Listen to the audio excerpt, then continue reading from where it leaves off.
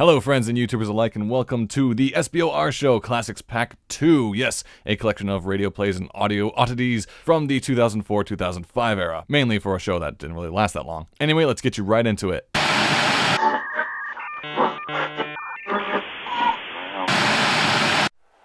Welcome back to Blue Jays baseball at Skydome on this beautiful Monday afternoon. With the score 7-2 at the bottom of the fifth, the Blue Jays are up to bat. Batting for the Jays is Roy Halladay, who's been doing pretty good. The pitcher for the Anaheim Angels, Scott Shields, makes the pitch, and he's on fire, folks. Literally.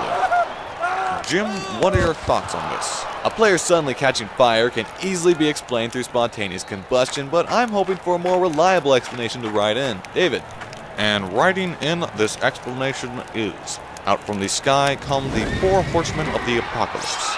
You heard it here first, folks. Skydome has come to complete chaos. Now, I do believe we have Mark Briskin on the field with one of the horsemen now. Are you there, Mark?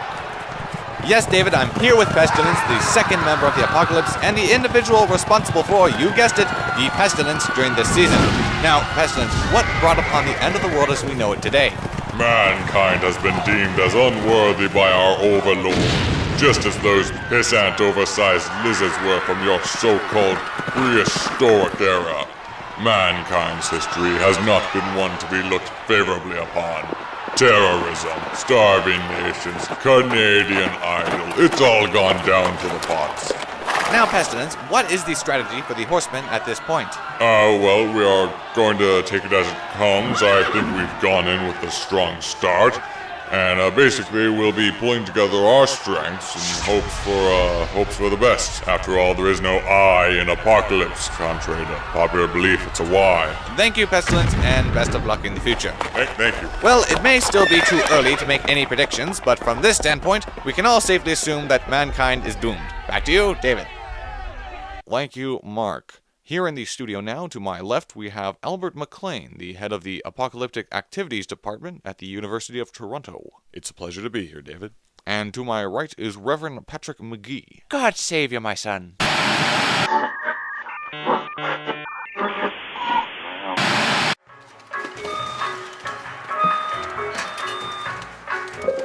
Store manager, phone call line 2. Store manager, phone call line 2.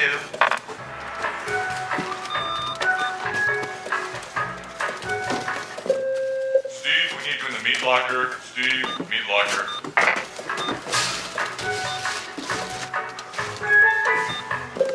Roberta, phone call line 3. Roberta, phone call line 3. Roberta, phone call line 3. Roberta, phone call line 3. Roberta, there's a phone call for you on line 3.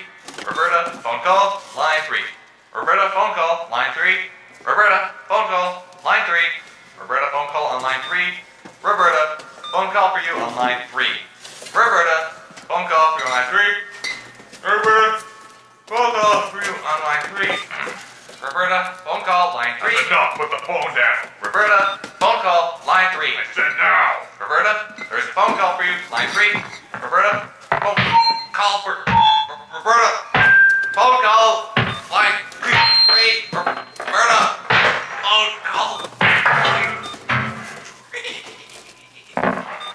Cancel that, Roberta.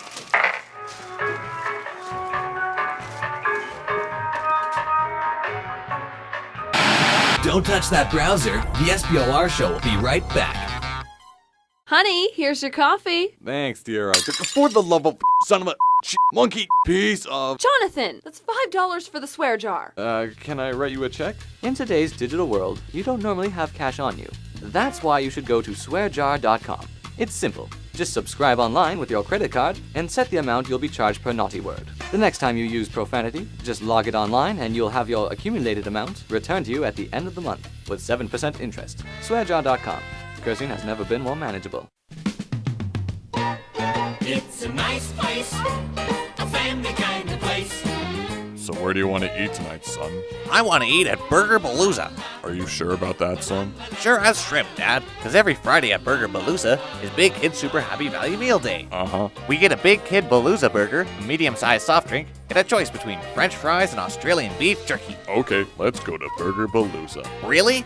All right. Nice family kind of place. Okay, guys,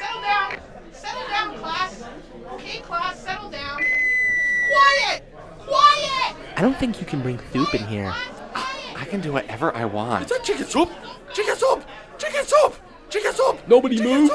Anyone can be infected. Everyone, this is a state of quarantine. Oh my god, does that mean we gotta burn ourselves? You can't keep us in here. Shut up. My god, I've never seen chicken cells evolve at this rate. Get me out of here. Get me out of here. We got another case. You got from home outside? I know, chickenology. We'll take it from here. Hey, no harm, no foul. I feel kind of funny. What's going on? What's happening to you? I don't...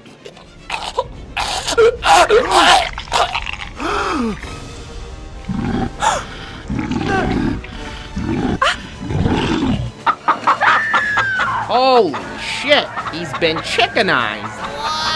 My god, that's a big cock. That's not a cock. That's a chicken. Oh yeah, my bad.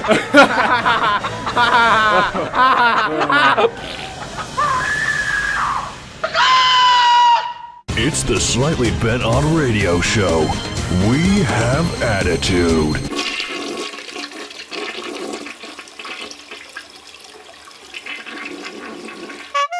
Hello and welcome back to beautiful downtown Hamilton on this gorgeous Wednesday afternoon. We are now in the final round of the Canadian National Penguin Flying Competition, which is down to 2 competitors, Mike Porte, fresh off his win at the Ottawa Open, and Scott Ronson, professional Elvis impersonator. Now I do believe Porte is prepared for his last hurling of the penguin. After talking with his caddy, he has chosen to use the 5-pound Galapagos over his usual 9-pound erect crested penguin, going for wind resistance over weight for his final fling.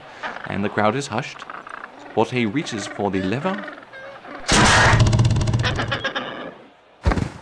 68.91 meters. A splendid hurling, and Porte's best of 3. This may very well spell victory for him unless Ronson can raise his average well above Porte's 65.3 meters with his final fling. Ronson loads up his trademark 6-pound rock hopper penguin. He reaches for the lever.